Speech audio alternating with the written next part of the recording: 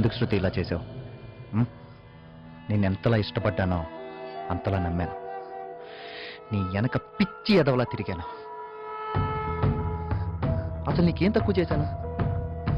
చదువుకుంటా అన్నా, సరే అన్నా. సౌకర్యంగా ఉంటుందని కొత్త ఇల్లు ఇచ్చాను. నిన్ను ఎంత నమ్మకపోతే అంత ఫ్రీగా వదిలేస్తాను. అలాంటిది నాకెంతో ఇష్టమైన చేయని పోగొట్టుకున్నావు. నన్ను కాదని పారిపోవడానికి ప్రయత్నించావు. అందుకే ఇప్పటి నుంచి నీకు ఇష్టమైంది కాకుండా నాకు ఇష్టం వచ్చినట్టే చేస్తాను. ఈరోజే మన ఎంగేజ్మెంట్.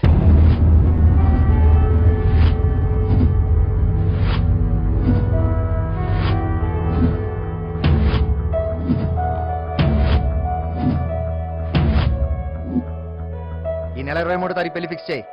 అలాగే బాబు. అత్తయ్య, ఇంకో 10 రోజుల్లో పెళ్లి. శృతి, ఏదో హడావుడిలో ఎంగేజ్మెంట్ సింపుల్ గా అయిపోయింది కానీ పెళ్లి మటుకు బాగా గ్రాండ్ గా చేసుకుందాం. నువ్వేం బెంగ పెట్టుకోవద్దు ఏంటి?